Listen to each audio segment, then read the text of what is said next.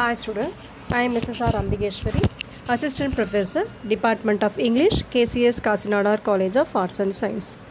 In this video, let's see the summary of the short story, The Snows of Kilimanjaro. About the author's introduction. Ernest Miller Hemingway was an American journalist, novelist, short story writer, and sportsman. His economical and understated style, which he termed the iceberg theory, had a strong influence on 20th century fiction, while his adventurous lifestyle and his public image brought him admiration from later generations. Now, let's see the background to the short story, The Snows of Kilimanjaro. It is often said that the great artist's inspirations can be born out of experience. Some of the saddest stories ever created by authors who had experienced some of trauma in their own lives. The Snows of Kilimanjaro was greatly impacted by author's own experiences and circumstances. The main character, Harry, is a part of so-called lost generation, or the generation of the people who came of the age during the World War I. Hemingway himself of this generation. Hemingway's use of symbolism in the Snows of Kilimanjaro is explained by his own experiences and beliefs. Now let's see the summary of the story. The prologue begins like an epitaph describing Mount Kilimanjaro as a abode of gods, and on those white snow peaks lies the carcass of a leopard who seems to have wandered to those heights to meet his ultimate death. It remains a mystery as to why the leopard must have scaled the great mountain. The story commences with Harry, an unaccomplished writer, facing imminent death due to an infected gangrene in his leg. He and his wealthy wife Helen are stranded in the hot, sweltering heat of the African plains at the foot of Mount Kilimanjaro. Harry is crazed about the fact that the medical rescue team from Nairobi won't reach on time, and hence he takes to drinking and insulting his caring wife. Meanwhile, between his insane semi-conscious behavior, he goes into pockets of flashbacks about his life. In the first flashback, he finds himself transported to the days of great adventures in the snow, the time when he skied into the Waldraberg and Alraberg. The snow activities thrilled his soul. He reminds us about the times he fought in a war between the Greeks and the Turks.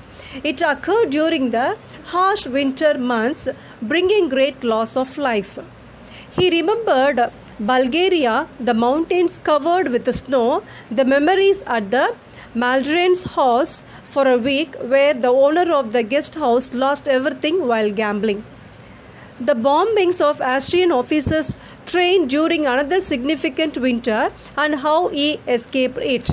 Everything was so vivid, yet he had not written about his escapades, which gave him a sense of loss. Then he thought about his affluent wife, how good she was to him and how she cared for him, yet he did not love her. There was a tinge of guilt in his heart about sticking around her only for her money. Harry considers his laziness about not giving priority to his career in writing, about wasting his artistic talents for money and comfort. He admits that it was not his wife's mistake. If it had not been Helen, he would have married another rich woman. He curses his drinking habit that has blurred his perceptions. He soon realizes that vultures and a hyena have been attracted towards the camp due to the petrified smell of his rotting flesh. He knows his death is near. Harry's health starts deteriorating, yet he feels he should sleep outside beneath the stars. He toys with the idea of dictating one last perfect paragraph to his wife so that his wish to die as a horned writer would come true. His wife insists he takes some healthy broth, but he refuses. He asks for the whiskey instead. Then he flashbacks again to his impoverished childhood and the struggles he faced in Paris as a writer. He remembers rescuing a dying soldier named Williamson, to whom he administered a strong dose of morphine pills to survive. Finally, he feels that hyena resting its head at the foot of his bed. Then suddenly he feels airborne in a plane piloted by Compton. The plane takes him to the grand snow-clad peaks of Mount Kilimanjaro, where he meets the legendary leopard. A sense of accomplishment washes over him. He feels hope. At the same time, Helen awakens and walks towards Harry's cot. She shines the flashlight on his leg and sees that dressing is pulled down and the leg is dangling off the cot. She calls out to him repeatedly but finds no answer. Strangely, Harry has passed away in his dreams. Outside the tent, the hyena symbolically howls in a strange human vociferation. Thanks for watching this video.